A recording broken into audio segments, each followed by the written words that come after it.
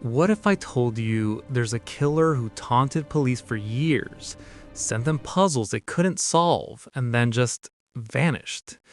A killer so bold he called newspapers to brag about his murders while cops listened helplessly on the other line. This isn't fiction. This is a Zodiac Killer.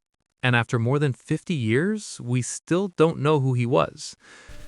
December 20th, 1968, Vallejo, California.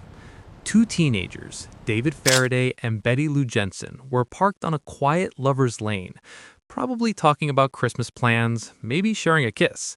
Just two kids enjoying a winter night. Then a car pulled up behind them. What happened next would terrorize an entire state. Someone walked up to their car and opened fire. David was shot point blank in the head. Betty Lou tried to run. She made it 28 feet before 5 bullets struck her back. Both dead. No witnesses, no clear motive. Police thought it was random violence. They had no idea this was just the beginning. 6 months later, July 4th, 1969. Same area, different couple. Darlene Farron and Mike Mago were sitting in a parked car when another vehicle pulled up. The driver got out, shined a flashlight in their faces, and started shooting. Darlene died. Mike somehow survived 5 gunshot wounds. But here's where it gets chilling. An hour later, a man called the Vallejo Police Department. His voice was calm, almost casual. He told them exactly where to find the bodies. Then he said something that made the dispatcher's blood run cold. "I also killed those kids last year." He was taking credit for David and Betty Lou. This wasn't random anymore. Someone was hunting couples. Someone who wanted everyone to know. September 27th, 1969. Lake Berryessa. Brian Hartnell and Cecilia Shepard were having a picnic by the water when a man approached wearing an executioner's hood with a symbol on it, a circle with a cross through it. He had a gun. He tied them up. Then he pulled out a knife. Brian survived multiple stab wounds. Cecilia didn't make it. Before the killer left, he walked to their car and wrote on the door with a marker the dates of his attacks, the number of victims, and that same symbol. He wanted credit. He wanted fame. 2 weeks later, he shot cab driver Paul Stein in San Francisco, took a piece of his blood-soaked shirt as a trophy, and mailed it to the San Francisco Chronicle. Now here's what made the Zodiac different from any other killer. He didn't just murder people. He played games with the entire state of California. Starting in August 1969, he sent letters to newspapers, not confessions, taunts. He included details only the killer would know. He sent cryptic codes and demanded they be published on the front page or he'd go on a kill rampage. One cipher had 408 characters. It was cracked within a week by a school teacher and his wife.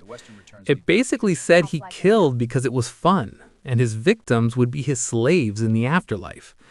But the 340-character cipher? That one haunted investigators for 51 years. It wasn't fully solved until December 2020 by a team of codebreakers. You know what it said? More taunts, more ego, nothing that revealed his identity.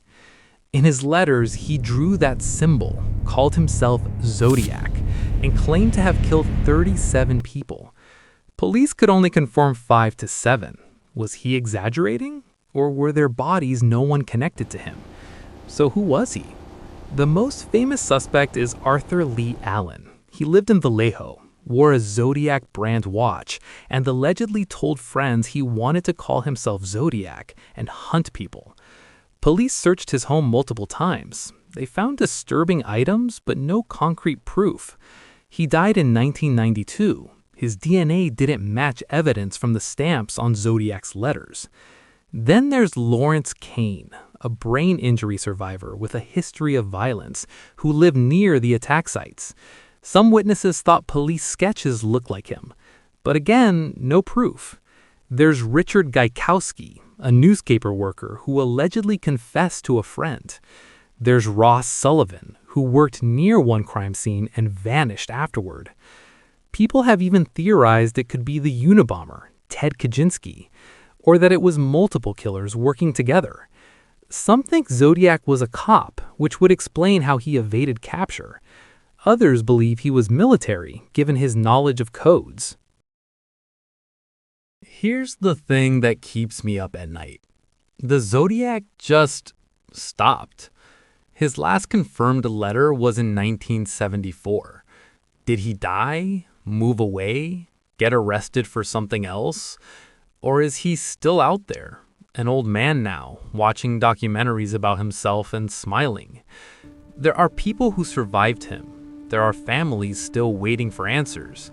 And there's a killer who got exactly what he wanted: to be remembered, to be feared, to become a legend. The Zodiac Killer wanted to play God. And in a way, he won. Because 50 years later, we're still talking about him, still trying to solve his puzzles, still asking the same question. Who was he?